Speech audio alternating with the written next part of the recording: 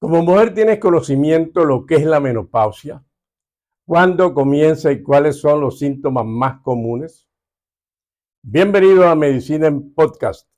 Les habla el doctor Rubén Darío Herrera Cisneros, médico anestesiólogo. Hoy tenemos como invitada muy especial a la doctora Natalia Guada Melet, quien nos aportará aspectos y recomendaciones muy importantes en relación al tema. Ya comienza Medicina en Podcasts con el doctor Rubén Darío Herrera Cisneros. Bajo la producción, edición y montaje, Gerardo Piñero H. Y presentado por Maternidad del Este, Centro de Especialidades Quirúrgicas, en las mejores manos, @Maternidad Piso del Este. Clínica La Viña, especialidades médicas y quirúrgicas, @Clínica La Viña. Herrera Health Savings Life, consultores en protección familiar y patrimonial, @Herrera Health Savings Life.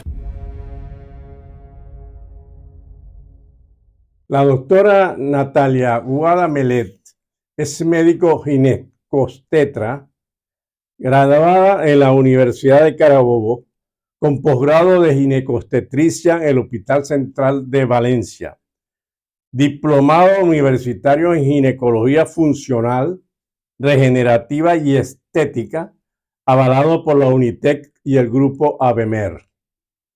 Además, es máster universitario de experto en menopausia de la Asociación Española de Estudios de la Menopausia en la UACS, Madrid, España.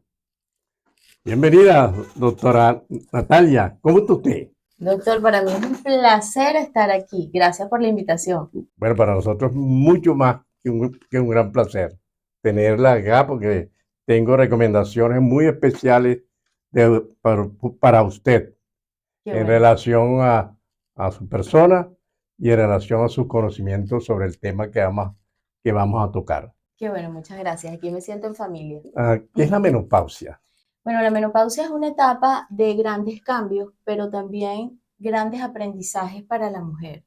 Es una etapa que yo la veo como una oportunidad que tiene la mujer para hacer algo por ella misma. Si antes la mujer no se había dedicado a hacer ejercicio, a cuidarse, pues este es el momento. Este es el momento de tomar conciencia de lo que viene, porque si no, la factura va a ser muy alta. Entonces, realmente la menopausia es un diagnóstico retrospectivo porque necesitamos 12 meses para decir la paciente está menopáusica. Entonces es la fecha de la última menstruación cuando ya los ovarios ya no producen más hormonas, ya no tienen más folículos. Entonces se esperan 12 meses y luego de ese mes se da el diagnóstico de ¿Hay una edad menopausia. promedio para el comienzo de la menopausia? Sí, en Venezuela tenemos una edad promedio entre los 45 y los 55 años de edad. Cuando ocurre antes de los 45, hablamos de menopausia temprana. Cuando hablamos más de los 55, menopausia tardía. Y cuando es antes de los 40 años, antes se decía que era menopausia precoz, ya ese término no lo usamos y ahora usamos el término de insuficiencia ovárica prematura. Interesante eso, pero hay unos síntomas previos a la menopausia que es importante mencionar. Sí, la mujer pasa por diferentes etapas, entonces está la última etapa de la reproducción, luego viene la transición a la menopausia, luego viene la menopausia como tal, que englobamos esos 12 meses sin menstruación y luego de esos 12 meses sin menstruación viene la posmenopausia. Entonces está un término que se llama perimenopausia que engloba esa transición a la menopausia y esos 12 meses sin menstruación.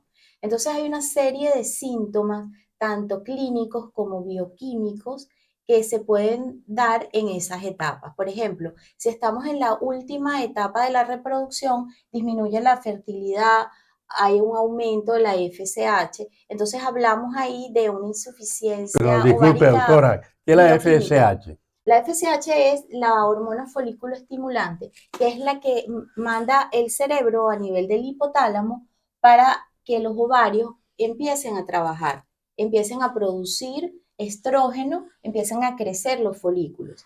Porque fíjese, doctor, nosotros el primer órgano que envejece en el cuerpo humano es el ovario.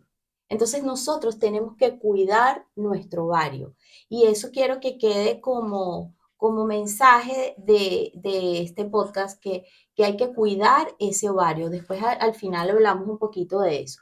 Entonces nosotros envejecemos desde que estamos en el vientre materno, porque los ovarios tienen una cantidad de folículos. Esos folículos se maduran, ovulan y viene todo el ciclo menstrual. Entonces nosotros cuando estamos dentro del vientre materno tenemos aproximadamente 7 millones de folículos. Cuando nacemos tenemos de 1 a 2 millones de folículos. Y en la pubertad tenemos 400.000 folículos y luego ya en la menopausia solamente quedan aproximadamente 1.000 folículos, pero ya no son funcionales. Claro, va disminuyendo la Ya no cantidad son de funcionantes, folículos. sí, sí, Mira, ya. pues, y hay cambios hormonales importantes durante ese proceso hacia la menopausia. Sí, en esa transición a la menopausia, las mujeres tienen que estar muy pendientes de sus ciclos, tienen que conocer su ciclo, cómo son sus ciclos, el tiempo que duran.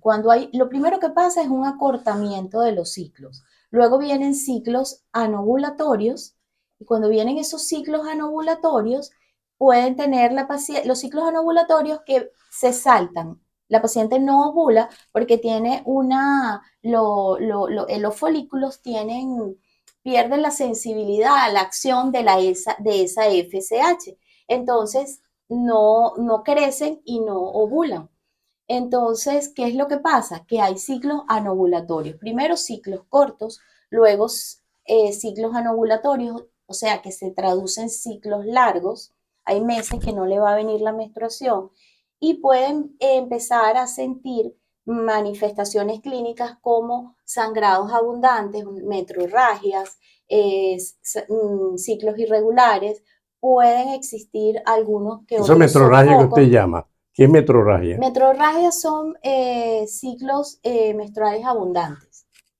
Entonces, la paciente también puede presentar el síndrome premenstrual, más acentuado en esta etapa de la transición a la menopausia. Hay cambios en la actitud, la paciente se transforma un poco más irritable, más intolerante, puede sentirse como que no encaja en la situación, en el medio donde está. Muchas veces pasa eso, la piel empieza a resecarse. Ahora, cuando ya viene la menopausia, ya se instalan los síntomas, la sintomatología más florida. Entonces viene el síndrome vasomotor de la menopausia, que está conformado por los sofocos, que son Los calorones. esa sensación de calor que viene de miembros inferiores, que dura hacia la cabeza, que dura aproximadamente 1 o 2 minutos y que la mujer no lo puede controlar. Es uno de los síntomas más molestos y de mayor que acuden más al ginecólogo por esta sintomatología. Hablando un poquito de los calorones, de los sofocos, también están los sudores nocturnos. Entonces, ¿por qué se producen estos sofocos? La mujer no entiende qué es lo que me pasa. El conocimiento da poder. En la medida en que la mujer se conozca y sepa por qué pasan las cosas, entonces allí va a transitar mejor la menopausia. Mira, doctor, yo tengo aproximadamente más de 20 años tratando mujeres en esta etapa y le puedo asegurar que no todas están preparadas para vivir la menopausia. Pero también le aseguro que en la medida en que conocen por qué le pasan las cosas y cómo lo pueden solucionar, entonces viven esta etapa de una mejor Ahora, manera. los calorones son el primer síntoma, o hay otros No, síntomas el primer síntoma, lo primero que ocurre son que los ciclos se acortan. Lo primero son a nivel del ciclo menstrual. Lo primero es que se acortan los ciclos, luego vienen que los ciclos se alargan, los ciclos abundantes, lo que es las metrorragias irregulares, eso es lo primero. pero desde el punto de vista de lo que siente el paciente, calorones, sudoración. Esa es una buena pregunta porque no todas las mujeres pasan la menopausia de la misma forma. y tenemos que ser empáticas con nuestra tribu, tenemos que apoyarnos unas a las otras, porque solamente el 80% de las mujeres sufre de sofoco, solamente el 80%, y solamente el 25% de ese 80% tiene sofocos graves que necesita terapia o tratamiento para esos sofocos. Entonces puede ser que simplemente una persona tenga desarreglos menstruales o tenga problemas a nivel de atrofia vaginal, que ahora se llama síndrome geniturinario de la menopausia, y es porque está relacionado con síntomas vaginales más síntomas urinarios, porque la vagina es el órgano que más tiene receptores estrogénicos. Entonces, todo ese epitelio está relacionado, lo que es urogenital está relacionado. Pacientes que tienen nicturia se paran en las noches a orinar, urgencia urinaria, sienten la necesidad imperiosa de ir al baño, infecciones urinarias a repetición, atrofia vaginal que repercute en relaciones sexuales O dolorosas. sea que es importante la influencia sobre la actividad sexual. Sí, es muy importante porque nosotros tenemos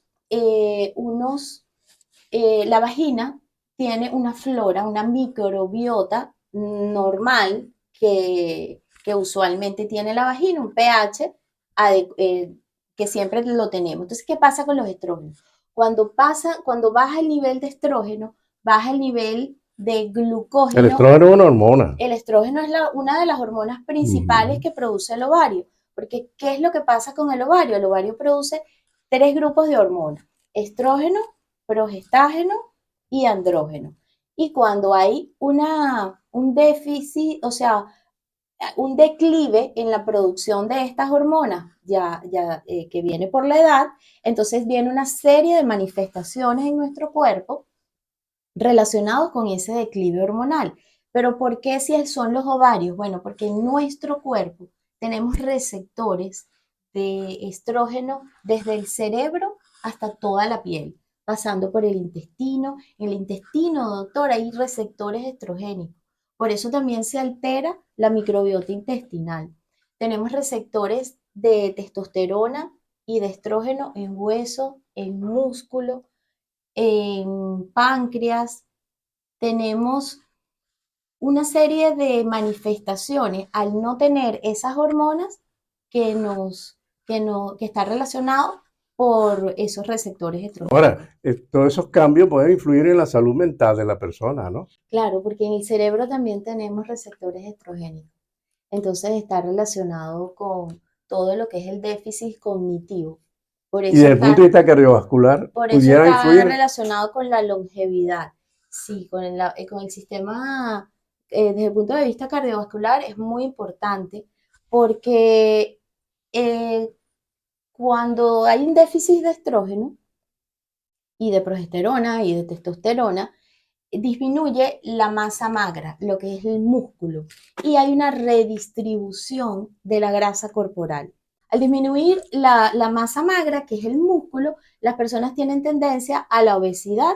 De hecho, disminuye la actividad física porque empieza otro tipo de dolencias osteoarticulares, disminuye la actividad física, aumenta el índice de masa corporal. Entonces, todo eso está relacionado con los riesgos cardiovasculares, aumento de las dislipidemias también. Entonces, ¿qué pasa? Siempre en la consulta ginecológica debe haber un cálculo del riesgo cardiovascular. Ese cálculo ya son unas tablas que se consiguen en cualquiera de las páginas de la Sociedad de Cardiología o de Endocrinología. Ahí podemos encontrar esas tablas para riesgo cardiovascular. Muy importante. Ojo, el tratamiento de la menopausia no está indicado para protección cardiovascular. Las sociedades científicas a nivel internacional, eso ya está establecido que no se usa para prevención cardiovascular,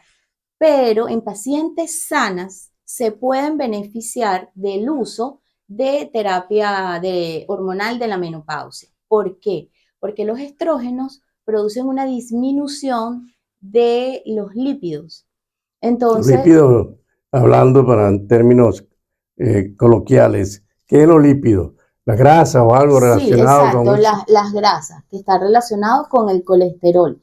Entonces, hay dos tipos de enfermedades cardiovasculares, las enfermedades cardiovasculares que están relacionadas con las arterias y las que están relacionadas con las venas. Las que están relacionadas con las arterias, su fisiopatología es que se altera como el endotelio, como lo que recubre las arterias por dentro, que se llama el endotelio vascular, y hay depósito de esa grasa, ¿ok?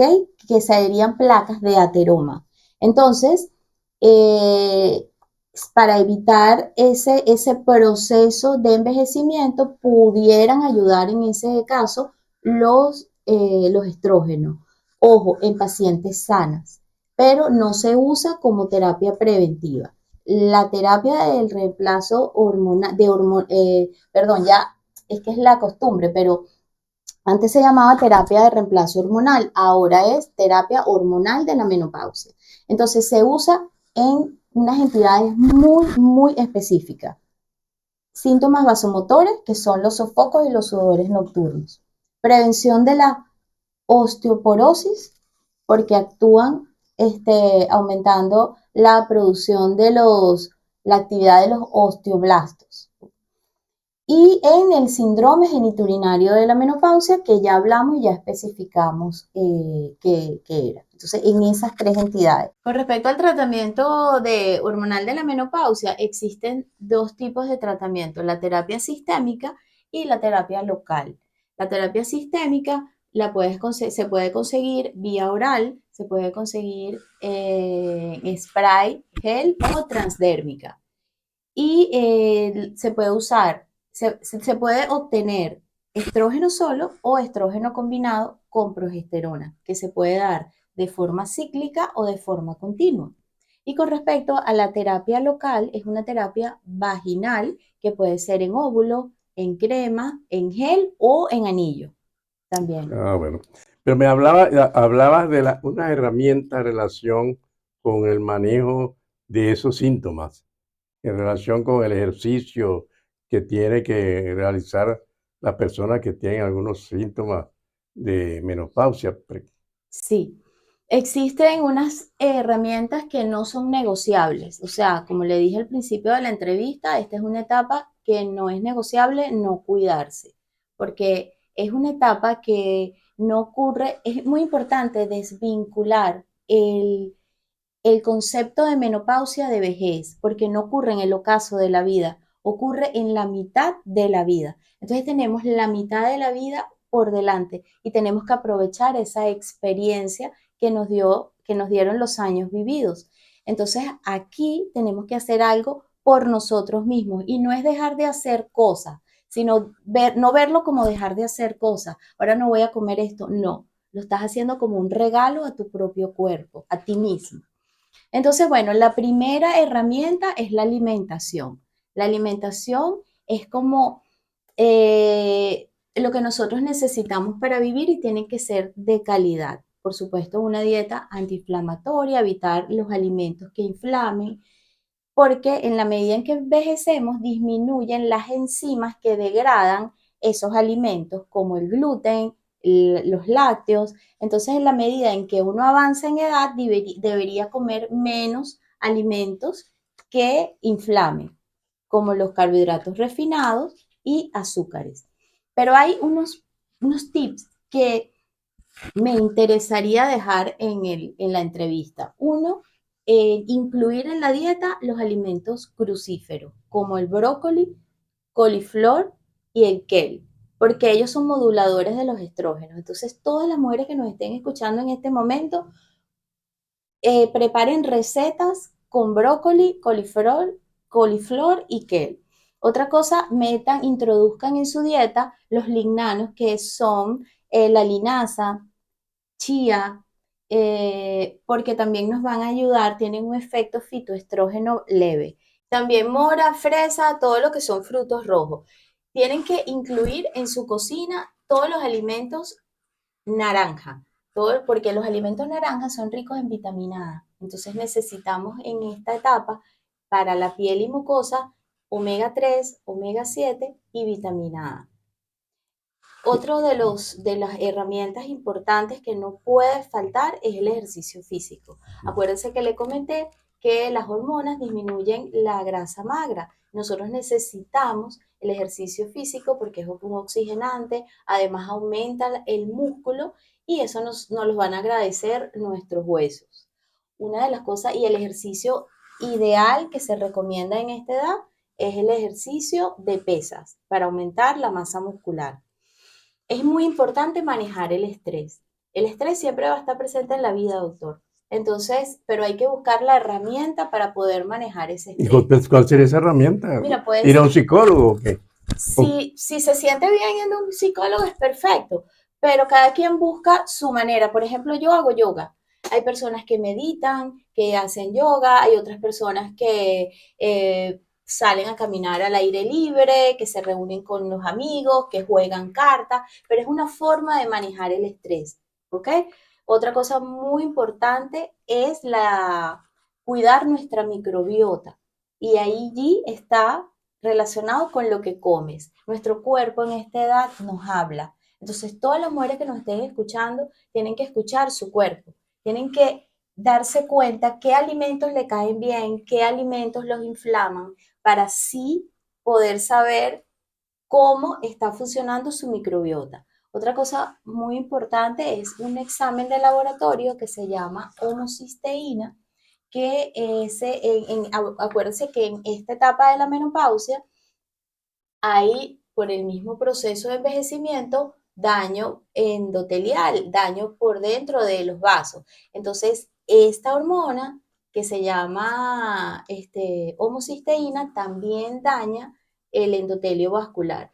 Y es muy fácil porque simplemente se hace una determinación en sangre y si la tiene alta, se hacen los correctivos, entre ellos el consumo de folato y vitamina B6. Entonces es muy fácil corregirlo.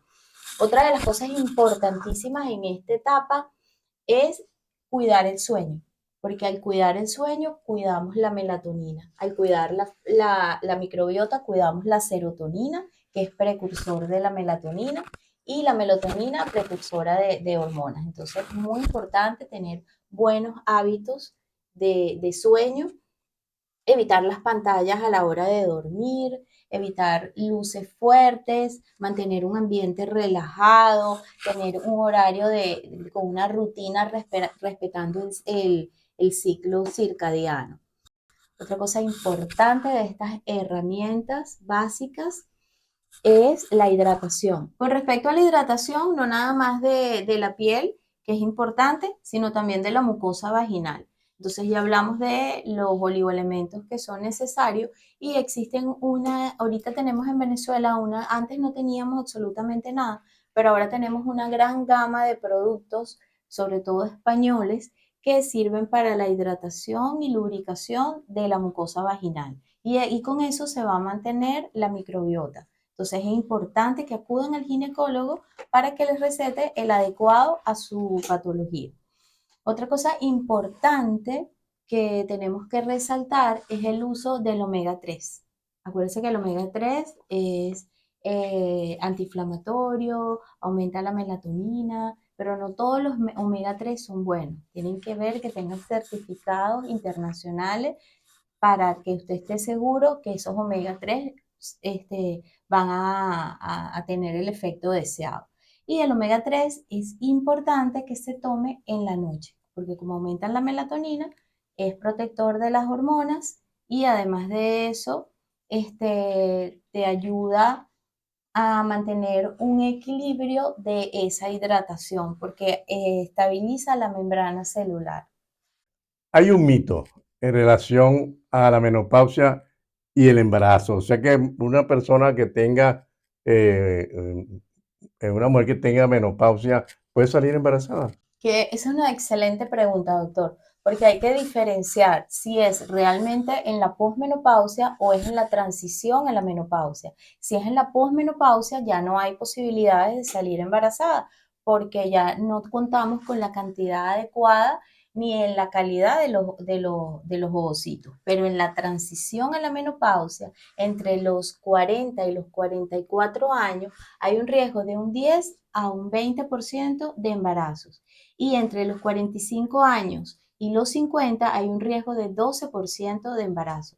Entonces, esa pregunta es básica porque toda paciente debe tener un consejo anticonceptivo, o sea, un asesoramiento anticonceptivo en su visita al ginecólogo, porque la edad no, ya según las pautas que ya son muy conocidas de la OMS y el CDC y de la NAMS, que es la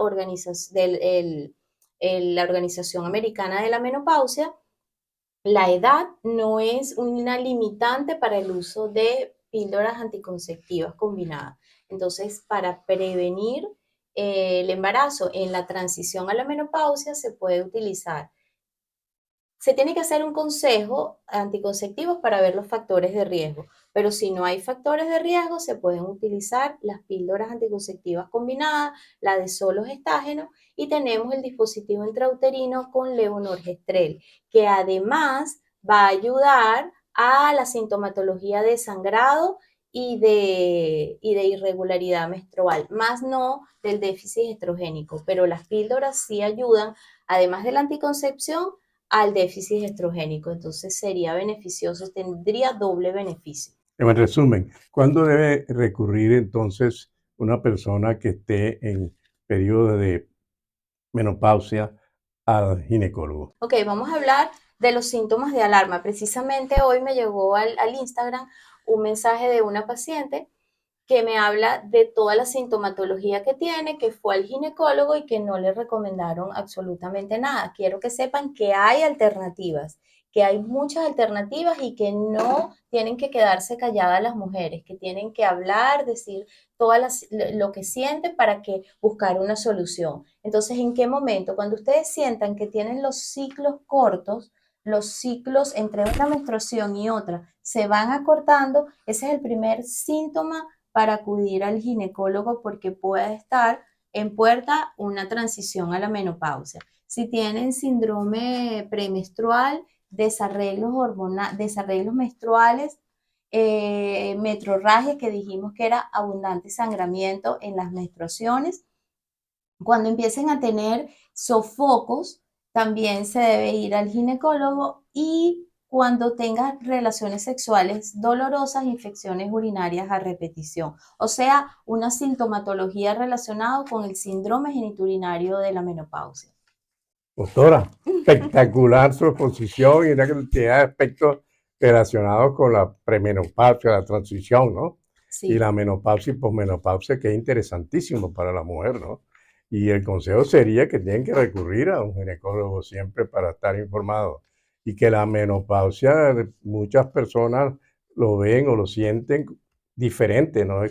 No todos van a sentir lo mismo, sino Exacto. aspectos diferentes. Doctora, ¿usted nos pudiera dar una dirección en redes para cualquier pregunta que quiera hacer los que están conectados con nosotros en este espacio? Claro que sí, estamos a la orden en @ginecointegralpiso. Y bueno, ahí con muchísimo gusto los atiendo y les respondo todas las interrogantes que tengan. Espectacular, doctora. Encantado de conocerla y de oír su espectacular exposición. ¿Oyó? El placer fue mío, de verdad que me sentí súper bien, muchas gracias. Bueno. Lo tenemos que repetir. No, claro, y esto es tu casa. Este espacio, este es un equipo que es muy, yo lo digo eficiente, demasiado eficiente, Sí. para no quedar corto. Y estamos siempre dispuestos a llegar a la comunidad con un lenguaje sencillo, que es lo principal, y que entiendan, pues entendible para una serie de aspectos de la salud que son importantes Y es tener así, en porque cuenta, y así. en el conocimiento está el poder, y en Claro. esta etapa de la menopausia todas las mujeres tienen que estar empoderadas. Cada mujer vive la menopausia de una manera diferente. Lo que es recomendable, buscar apoyo y orientación con un especialista. Gracias por conectarse a Medicina en Podcast. Si te gustó este video, presiona la manito de me gusta, compártelo y suscríbete en nuestro canal. También síguenos en Instagram, @Medicina Piso en Podcast.